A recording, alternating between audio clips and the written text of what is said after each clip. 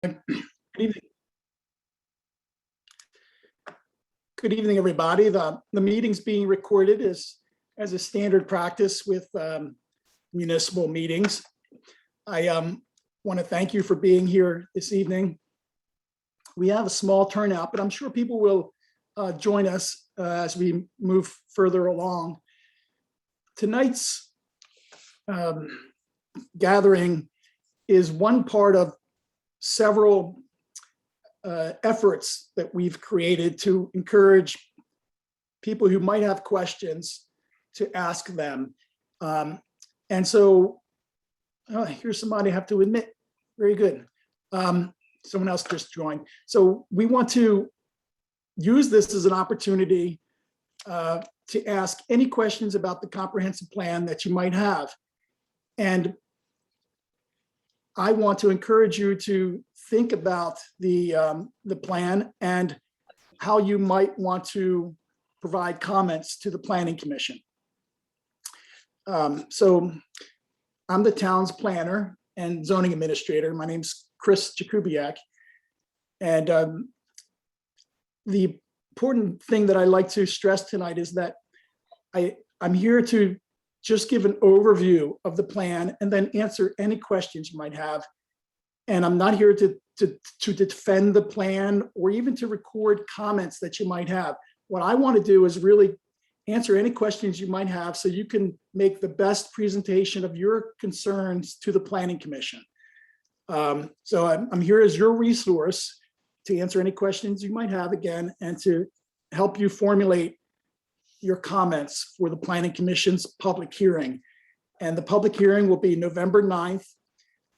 And it'll be a virtual public hearing, but we may also, it's possible, we'll have a physical meeting as well at the same time in the town hall. So very good. Looks like we have 11 people signed on. And what you see, let me begin a little bit then. What you see on the first page is on your screen right now is the first page of the comprehensive plan. It's the cover of the report. The purpose of this plan is to provide a guide, a general guide to the town's growth and development for the next 20 years. So this is a document that's required by state law, and it gets updated every 10 years. So every 10 years, we open up the plan again and push the future out another 20 years. So this particular plan, we started it in 2020. We're looking out to the year 2040. So that's our vision. We're looking at the horizon of 2040. That means we're not looking at specific issues so much today. We're not looking to solve an individual traffic issue or a problem with drainage or flooding in any specific sense. This is a broad-based and comprehensive plan. And just to give you an indication of what I mean by that, here is the table of contents. And I'm not going to dwell on this too much. I just want to show you what the plan talks about. The first is the introduction. It talks about Maryland's guiding visions for town planning. The state of Maryland authorizes towns to do planning, and it requires that towns actually produce these plans. So we're doing something that's required by state law. There's a vision statement that the residents of Chesapeake Beach helped create back in early, I think 2019, it was one of our initial meetings. And then there's a description of some of the themes and then an organizational outline of the plan. The second chapter talks about the town's population. The third chapter talks about the growth, and that's the growth that's been occurring historically, the growth that may occur over the next 20 years, and what that growth might mean for the town's municipal facilities, like its water and sewer treatment plant, or its public water supply, or the public schools. So that's a very important chapter, but it's a little abstract. The focus is on growth and change. The next chapter is about the natural environment.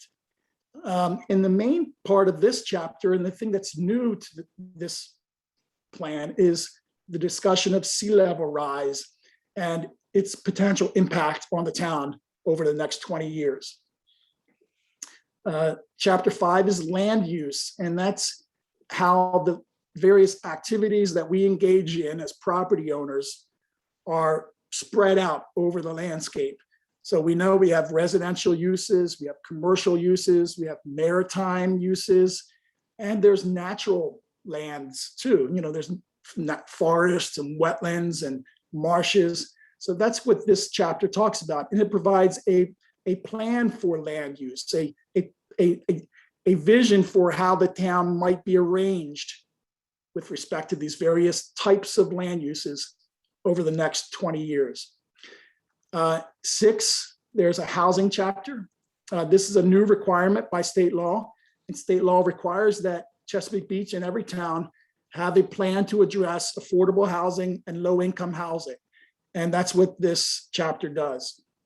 Chapter 7 is transportation and circulation, and that's obvious. We're talking mostly here about roads. We also talk about sidewalks and bike paths. 8, community facilities. Again, that's the water and sewer, the library, community center, public schools, all the various buildings and facilities, volunteer fire company, police services, all the services that the town and the county provide within Chesapeake Beach. And so there's a set of recommendations for that too. Chapter 9 is water resources. And again, this is a requirement of state law that it focuses on the quality of the water in the ground, the water that we would pump up for potable water. So we have to make sure that our drinking water reserves are always protected, and the quality of the water in our streams and eventually into the Fishing Creek and Chesapeake Bay. So this is a requirement that we look out for the best interests of the Chesapeake Bay and the natural world related to it. And then finally, implementation, where we list a number of specific recommendations regarding zoning and special projects and how we work with other governments. And that's chapter 10. So as you can see, this is truly comprehensive. It deals with a lot of different things. And because it's comprehensive, we really can't deal with everything in specific detail. We have to accept that this is general and not every issue will be resolved in the here and now. And frankly, we have to have some humility about where things go, because there's only so much that a municipality can do or control. This is a guide for both the private sector and the public sector, but it is only a guide, and it only becomes effective when the town changes its zoning laws, or when the town adopts a capital improvements budget to provide money to construct streets or roads or flood mitigation strategies, or when the residents of the community gather to implement certain parts of the plan, like a garden club or the green team that exists in town. So this plan speaks to everybody who wants to work towards improving Chesapeake Beach. There should be something in it for everybody. And that's kind of the premise of this. And again, it's a guide. It's meant to guide our collective action to make the town the best it can be.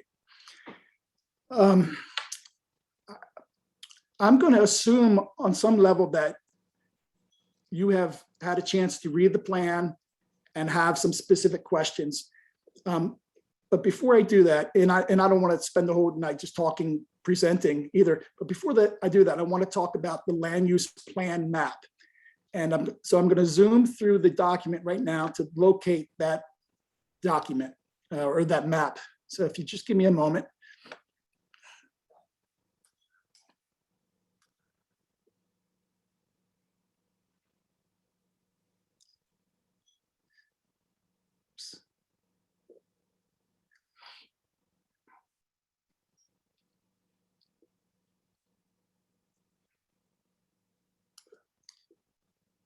Almost there. Okay, here it is.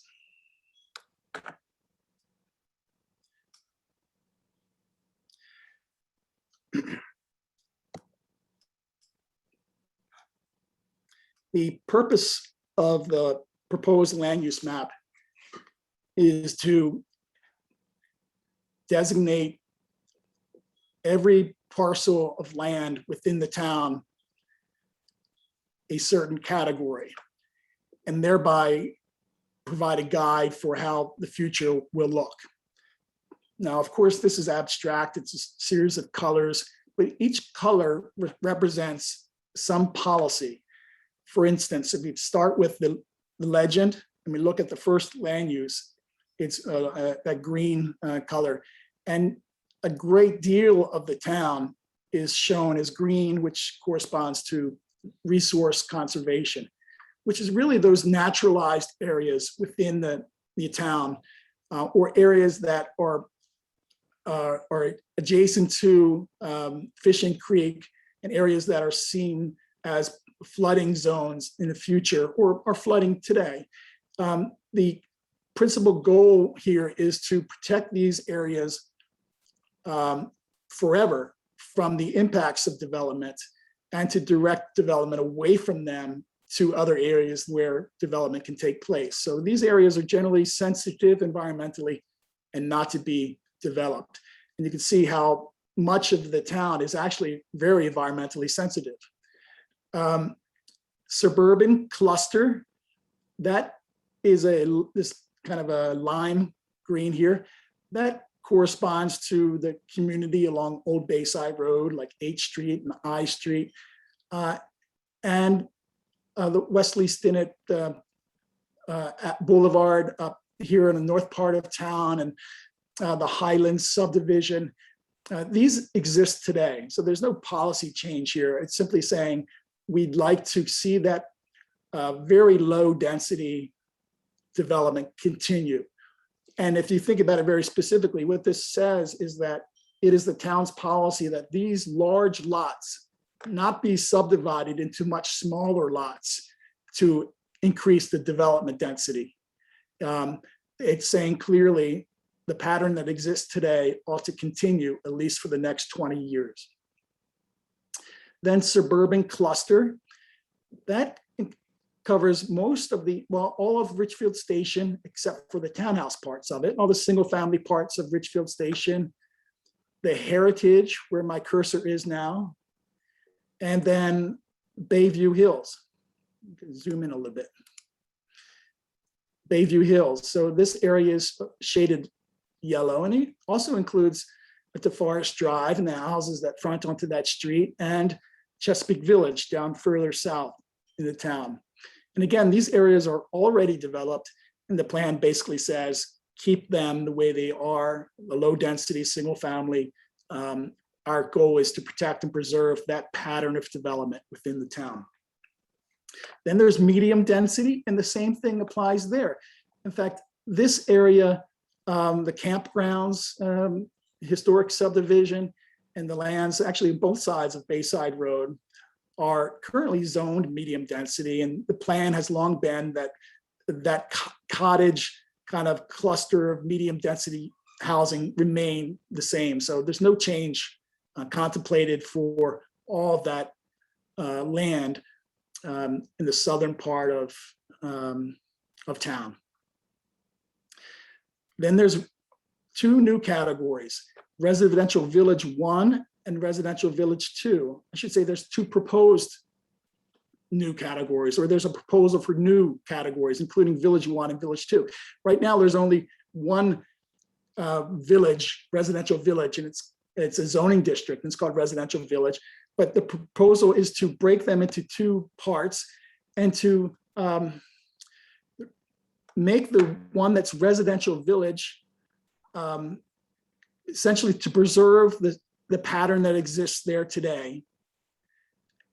And for the Residential Village 2, the darker yellow here, or orange, I guess, to do the same thing, except to allow a little more mix of housing types, like townhouses, or even if on larger parcels of land like this or here, consolidate, or if it was necessary to consolidate parcels together, so that there'd be enough space to build of an apartment complex or senior living facility or condominiums. Again, that the feasibility of that within the existing middle subdivision, which this area is called, from 31st Street to 27th, the feasibility of that is very highly unlikely because the lots are already developed. But the larger parcels of land, there is potential for that.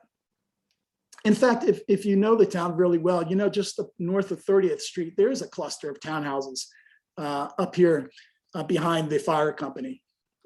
Okay, so then there's high density residential, and the high density residential areas shown on the map are existing high density areas.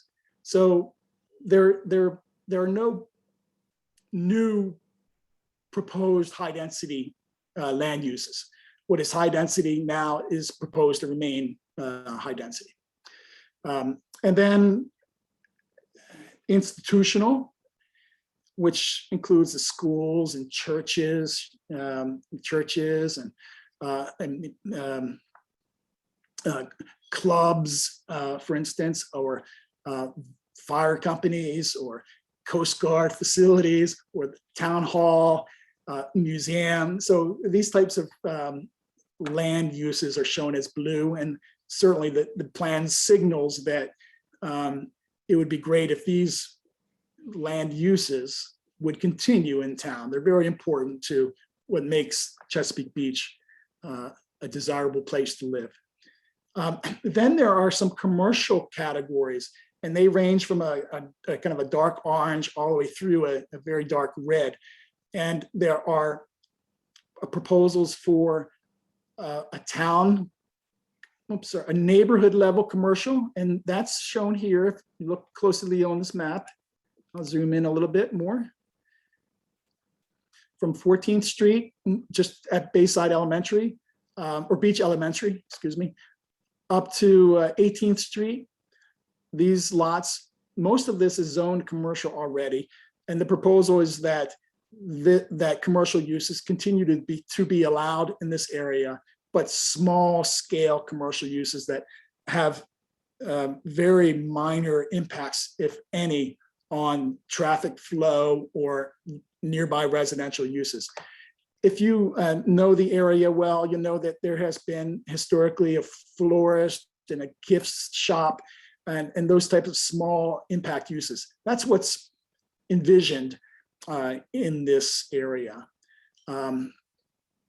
There are, and the same thing would apply further north here next to the fire company. That's where the Lido's restaurant is. There's a small shopping center there.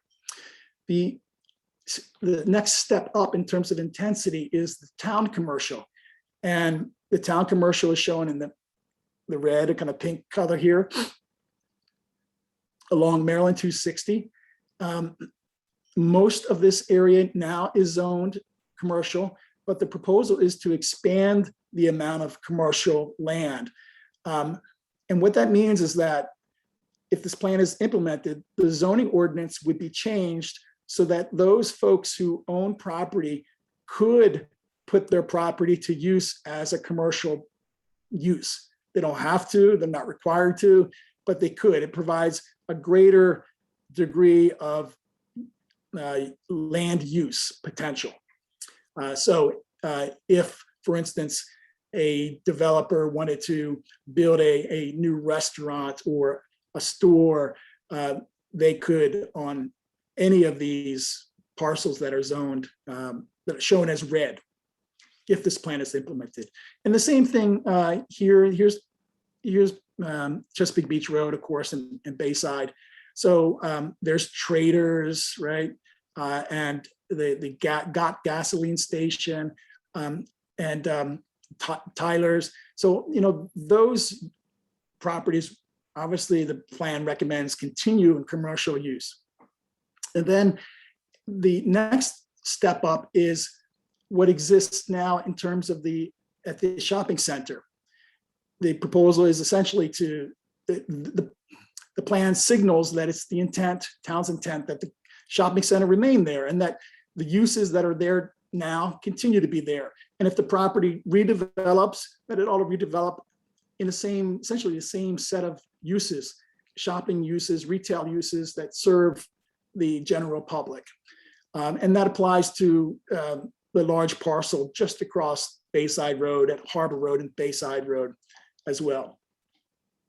And then the last and perhaps most intense commercial area is Maritime Commercial.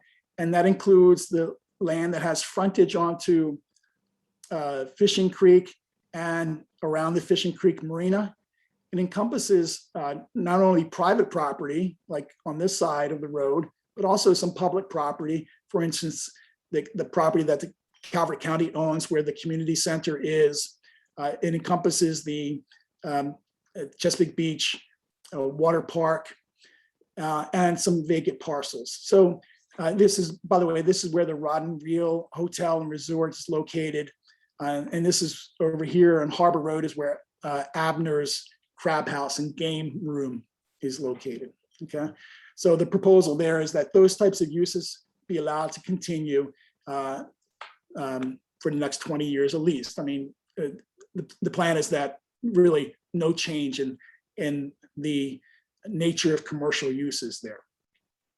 However, I should say that the current zoning of these properties allows residential development, but the proposed plan recommends that residential development be excluded from these areas that are shown as orange or dark red through here.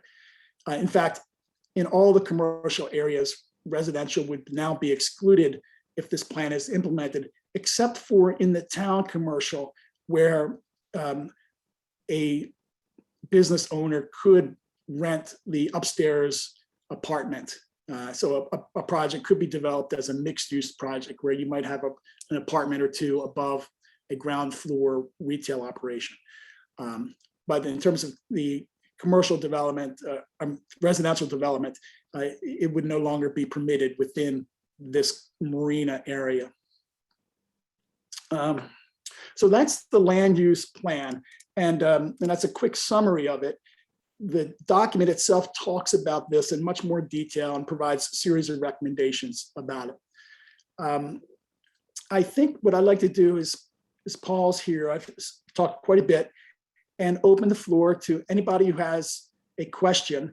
And I guess the best approach, if you're familiar with how to do this, is to select the little icon at the bottom of your screen. If you move your cursor down there, you'll see there's a hand. If you click on it, it's as if you're raising your hand so that I can see that you're raising your hand and you'd like to speak. So let's begin with a question and answer. And I actually see that Madeline Blake has her hand up. And Madeline, if you would like to ask a question, now would be a good time. It's a request, Chris. Okay. Is there any way that you can make your picture a little smaller and the plan part bigger on the screen? Do you mean the picture of my face? Yes. Mm-hmm. Oh, I think you control that on your screen, your side. Yeah. I'm sorry that you have to deal with that. Yeah, that's like a setting that you would, I think you would go to, where would you go? I've got side-by-side speaker. Yeah. Do I select standard? Oh, I think you have it set so that whenever whoever's speaking lights up real big. This is better. I've changed it. Okay, okay. Thanks. Do you have any questions? I do not at this point, no. Okay, all right. How about anybody else? We have a couple council people on the call tonight too, and happy to answer any questions from the town's representatives who are here. Again, I'd like to give you the information you might want to have in order to present comments to the Planning Commission, to make your comments the most persuasive and useful to the Planning Commission because they want to hear what you have to say. And in this world of, official public hearings, most members of the public have, their time in front of the Planning Commission. It might last 3 or 4 or 5 minutes. And that goes by pretty quickly. So I'd like to help you if you need it. Okay, Mr. Donovan, Wes Donovan, I see your hand is up. Thank you. Good evening, everyone. Chris, thank you for giving us the rundown of the plan. I have a couple questions. They're specifically about what the plan says. In the plan, can you tell us what the town's capacity is for the wastewater treatment plant right now? Like how many more households can the plant handle? Yeah, the plant can handle approximately 1,000, about 1,100 new houses, or 1,125 new houses. And Wes, I can if you, look for the exact number, but that's pretty much, it might be 1,200, but it's right in that category, that range of capacity. That assumes that each house generates 250 gallons of wastewater a day. So, there's some variation, but a substantial amount of capacity for growth is in the current wastewater treatment plant. And how many houses is the new comprehensive plan projecting in the next 10 or 20 years? The plan is projecting, if you take out the houses that are currently being proposed and built, which is about 270, the plan is identifying that there is a potential for about 53, call it 55 new houses, 55 over what exists today. And that 55 is based on just an analysis of those lots that are available and could be developed under the recommendations of this plan. Do you know what the projection was prior in the old comprehensive plan? I don't know that exactly. Okay, that's fine. I don't. But and it's just sort of maybe to answer it in a slightly different way. Under the current zoning, there's a substantial number of units that can be built above that 53 number that I told you about. And I want to let's just take everybody to that section of the plan. So I'm making the point that the plan takes action to reduce the potential for development within the community. So let me just find that section because folks may want to read that. And that's the municipal growth section. If you just bear with me for a minute, we're going to go to about page 20. Okay.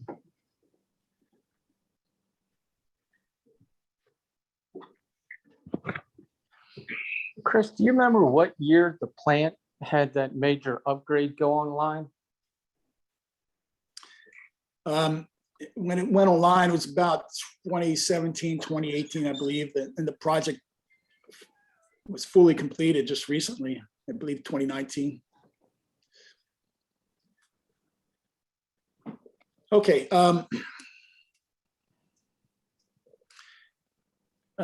Wes, I don't know if you can see the screen yet. Can you see the table 3 on the screen? Yeah. Okay. So this is called zoned development capacity, which means this is the town, which means the town has room for this many units. And we have, of course, a stream walkway section of Richfield Station. That's a project that is, or a subdivision that has already been platted. The lots are legal lots of record and could be developed as soon as a builder decided to pull the building permit.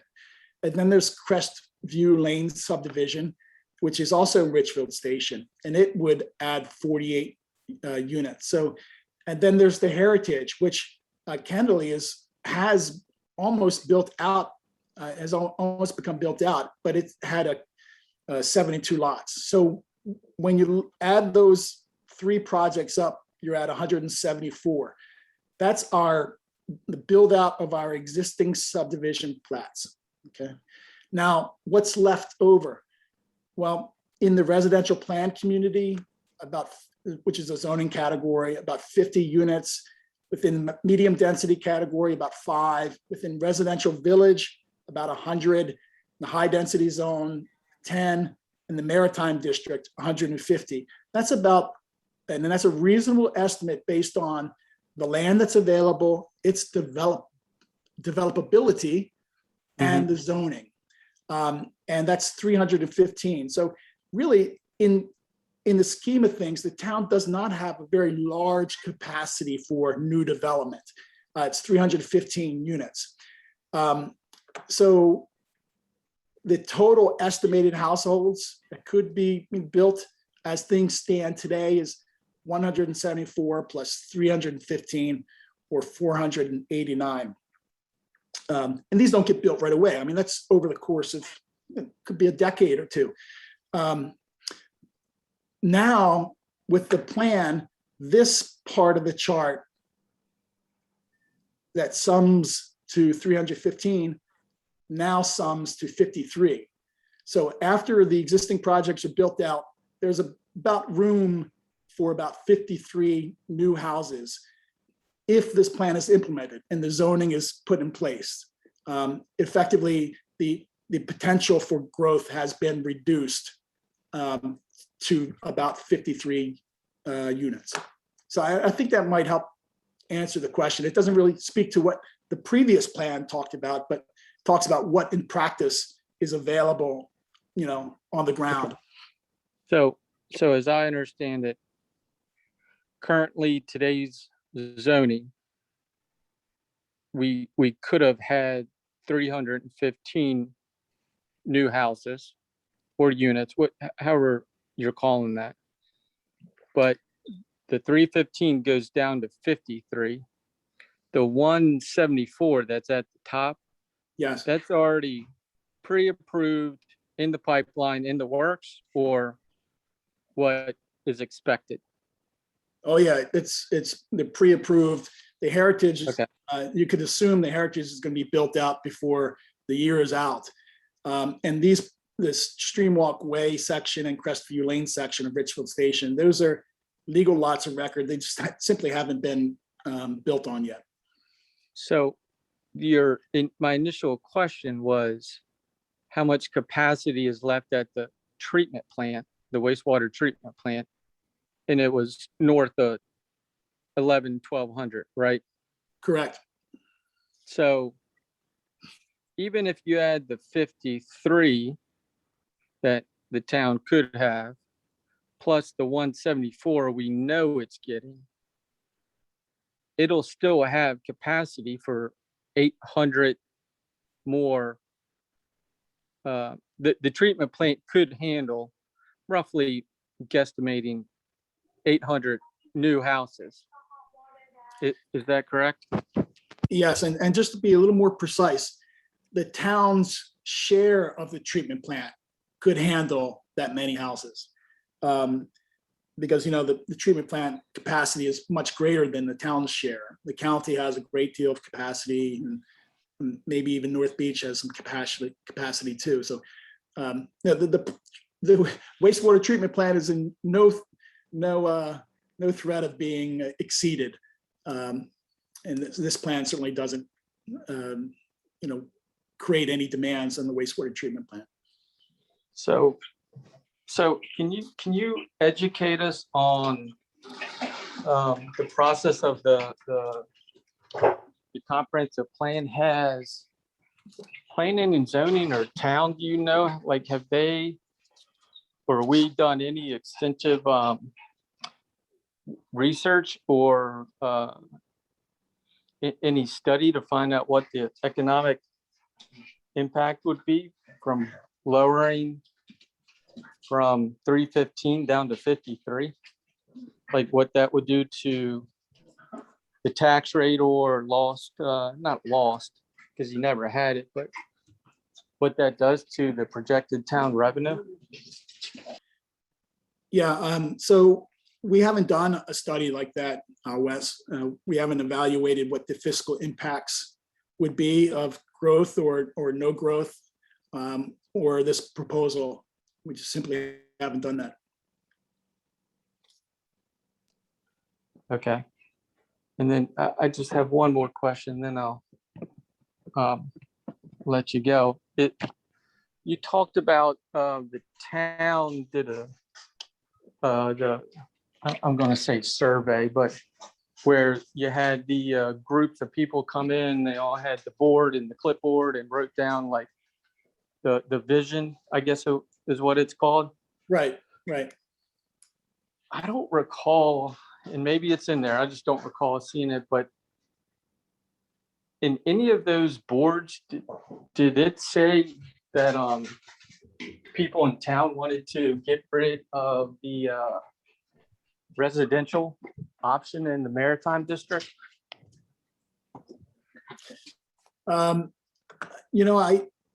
No, I don't think anyone ever said that in any specific way.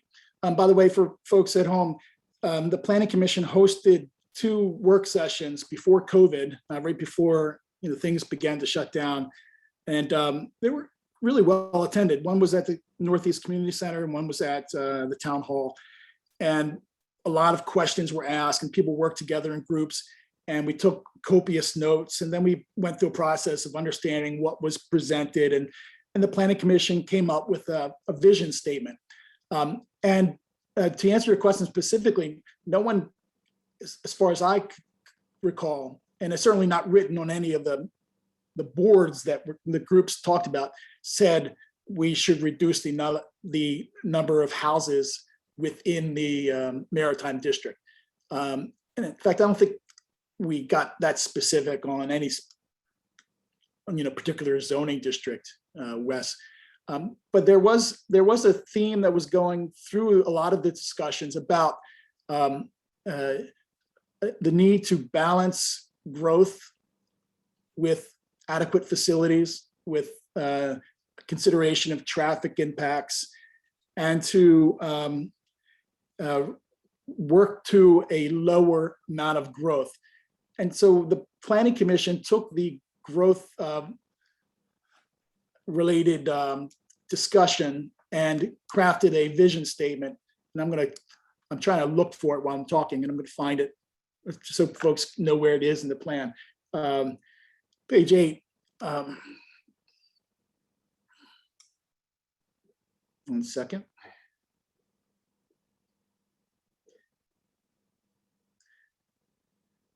Okay, so here in the second part, this is what the Planning Commission decided the results of the community work groups led to. And they phrased it as in embracing limited residential growth and focusing on steadily developing recreational commercial amenities. So in other words, they said embracing limited residential growth. A previous version of this discussed slow and steady growth as what the Planning Commission learned. But the Planning Commission later changed that to say limited residential growth. And I think apart from that, there's nothing really specifically that says anything about housing growth per se within this vision statement. Okay, I lied. I had one more question. Okay. So can you educate us on, this is a 2-parter.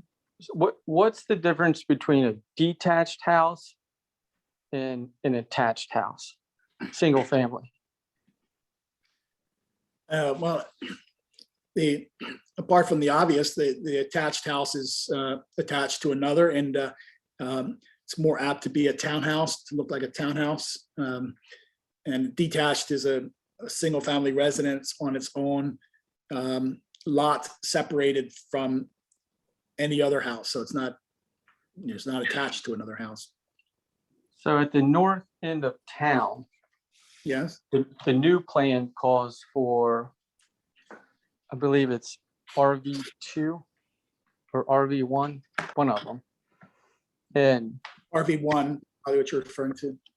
in RV1, the planning and zoning would like RV1 to only be single family, correct? Correct. Detached. Detached, yes. Even though the empty lots that are up there, the empty plot of land is literally right next to the townhouse development as its neighbor. So can you explain, or if you can recall, why and how that became RV1 instead of RV2 when it's, there's townhouses all through that district on the north side from where Mama Lucia's is north. Right. And just bear with me a minute. I'm going to pull up an Yep. aerial photograph of that location. So I was going to show it on my map, but it's not as clear.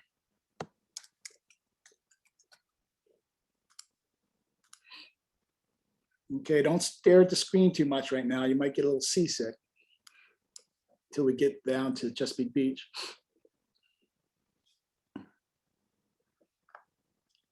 Okay. Everybody with me? You see this map? Wes, do you see this map? This aerial Yep. photograph? Okay. Yep. So you're referring to this collection of townhouses on Addison Bridge Place, I think. Yes. And then you're referring to these two open parcels. And your question is why RV1, which signals only single family detached? And why Correct. not RV2, which would allow the same type of houses as exist next door? Correct. Yeah. I believe it's the Planning Commission's vision that the remaining lots in town be developed in only low density patterns. I think that's these two parcels were subdivided into lots for single family houses that are detached, fewer houses would be built than if two blocks of townhouses were built. I think that's the answer. I remember a few years ago, that's where at one meeting they were talking about making that a park at one point. Obviously that I haven't heard of that becoming a park anytime soon, but in a public meeting anyway. I don't know if Right. I don't think that made it to the plan. I know the plan does address the fact that the Planning and Zoning Commission would like to see more parks in town, but have they identified anywhere specific? I don't recall seeing that in the plan where they identified anywhere specific where there could be a park other than that, where they wanted to put something to the east of Veterans Park. Yeah, so let me just, I think we have a graphic or a map here. It'll just take me a minute to get to it. I'm back into the plan document now. I'm gonna move a little fast through here.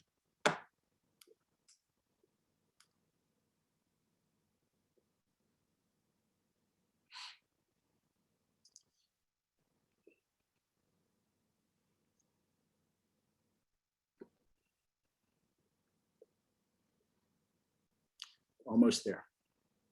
Okay, getting close. Yeah. This is the section of the plan that talks about parks.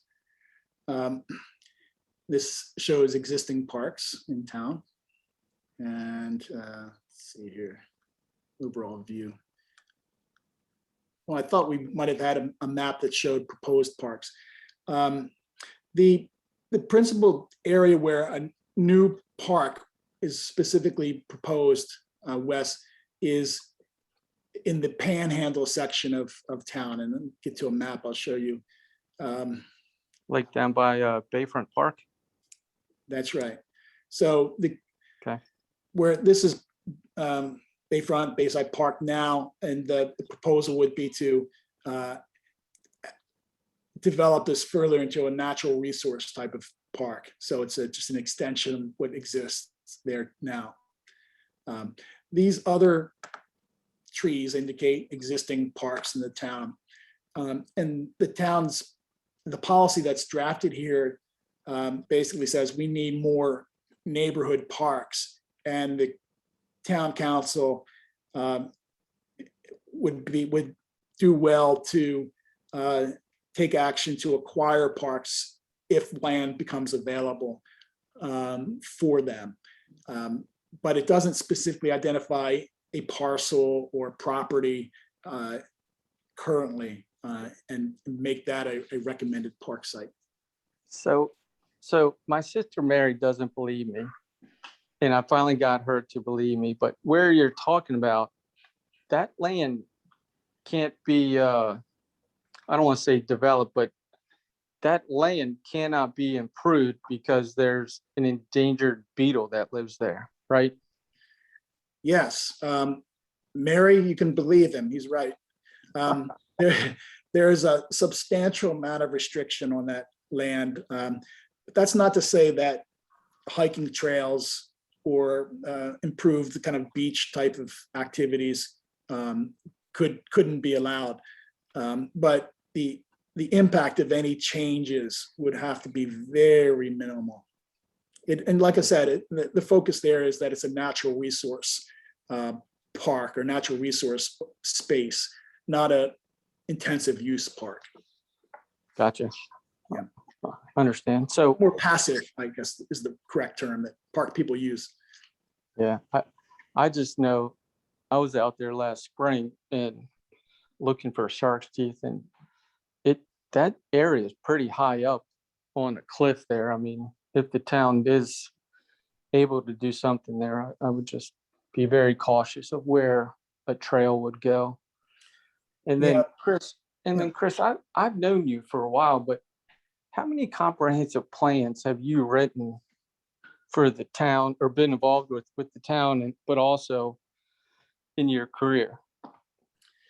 I drafted the 2002 comprehensive plan with the Planning Commission at that point.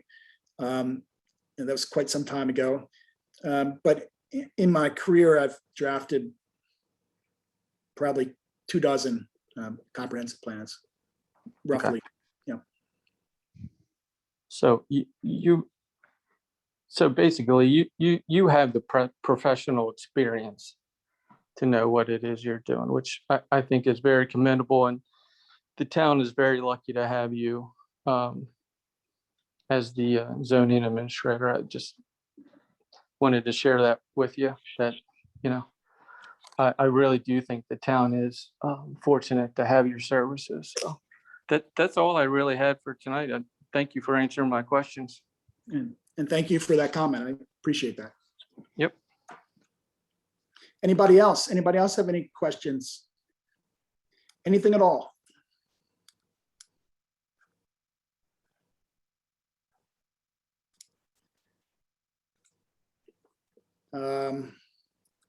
Let's see here. We have Serena, do you have any questions? Now would be a good time. No questions, just a comment. So here Yes. representing Windward Key as the HOA president, and I would echo the last comment. We're very fortunate to have you here, and I'm really impressed with the plan. I think it well represents the sentiments of our community, and from what I've heard from our residents. So I'm really pleased to see it. Thank you. And I'm so glad that the community is being represented tonight. And thank you for being here. And I hope that you and members of Seagate come to the public hearing if you can make it. As you know, all the residential communities along the bay have a lot at stake in the future because of just natural changes in our environment with sea levels rising and flooding and drainage being a very important issue for the town over the next 2 decades. So I'm glad you're here. Connie Odell. Connie, do you have any questions?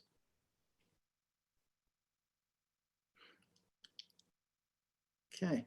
And back to Madeline. Madeline, last chance. Okay. Chris, Yes. I do have a question. Good. And I probably know the answer, but I just want to clarify it in my own head. Back to the water and sewer capacity. Yes. When we're talking about now that we're going to be adding on houses in the Highlands, does that affect our numbers that you're giving us? That's a very astute point. Yeah, if you brought in all the houses in the Highlands and also the houses on Bayside, Old Bayside Road, yes, that would be an added demand on the wastewater treatment plant. And we discussed that in the plan, and we're looking at potentially 220 new connections. So yes, that would, and certainly there's capacity in the wastewater treatment plant to handle that. Okay, I thought it did. I wanted to clarify it in my own head. Thank you. You're welcome. And just to be clear, the plan does acknowledge that it would be advantageous in a lot of ways to make those connections so that folks wouldn't have to continue investing in their individual septic systems and repairing them and restoring them, that they could enroll within the town's sanitary sewer district and obtain the benefits of being connected to the municipal services. But there's very specific guidelines and standards for that in the town's wastewater treatment manual that trump this plan. The very specific standards that are embedded in town policy and ordinances about how connections are made, but a very important topic, and one I think that will be set before the town certainly in the next 10 or 15 years. Calvert County and the state of Maryland generally would like to see septic systems removed in favor of connections to the sewer system, because septic systems, no matter how good they operate, are far more polluting to the bay than a municipal system, particularly Chesapeake Beach's system, which is state of the art. So I appreciate you saying that. A lot of us worked long and hard on that water and sewer manual, and I think it's a good plan. I agree. Yeah. There are a few people whose name is not listed, but numbers or acronyms. If those people would like to share any comments or questions, please use this opportunity. Chris, this is Yes. Madeline. Does the Okay. library have a copy of the plan? I believe they do. It was certainly our intent to make sure that they did, so it would be available for the public. And I can check with the town staff to see if in fact that took place, but I would guess it's there and it's available. Okay, thank you. Sure. By the way, we also wanted to have a copy at the community center. There are copies at the town hall too. So if anybody wanted to look at the paper copy and actually obtain a copy, you can stop by the town hall. And I will say that this is not the only chance that you'll have to ask questions. And if you want to ask questions in a more private setting, there's options for that too. In fact, I've already conducted an all-day planner in residence day at the town hall.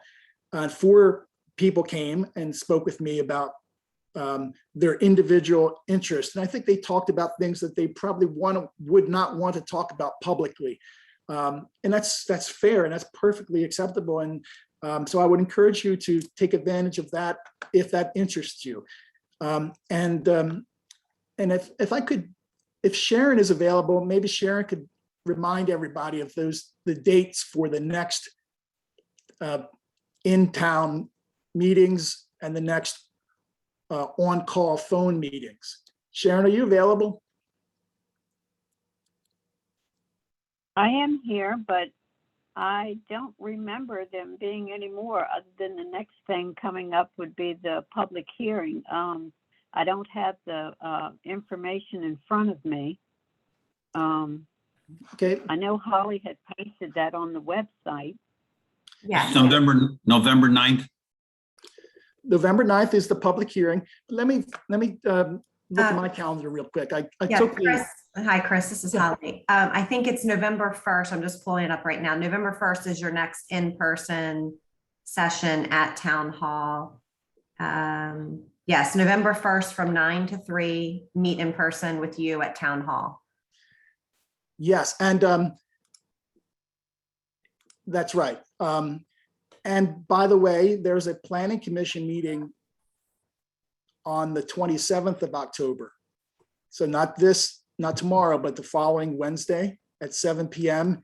And you can log on to that meeting in the same way you did tonight and participate. In fact, the chairman is making it the first part of the meeting available to anybody that wants to talk about anything that's on the agenda. So if you have anything really related to the comprehensive plan or potential zoning changes, your comments will be welcomed, and the planning commission, I know, would appreciate hearing from you. So that's next, the following Wednesday, the 27th. Okay. Anybody else? One last opportunity. Okay. Holly, are there any housekeeping items? Anything else we need to address? No, I'm good. Thank you, Chris. I just have on the screen your next session if anyone wants to view that. And it is on our town website under government upcoming town meetings. Okay, so you go to the government tab, hit that, and you'll land on this site right here. Okay, good. So the Good meeting job, is in Chris. person. Good job, Chris. Oh, thank you, Councilman Jaworski. Appreciate hearing that. Okay, well, I hope you all have a very good evening, and look forward to seeing you either virtually or in person at the public hearing on November 9th. Thank you very much, and have a good evening. Thank you. Thank you.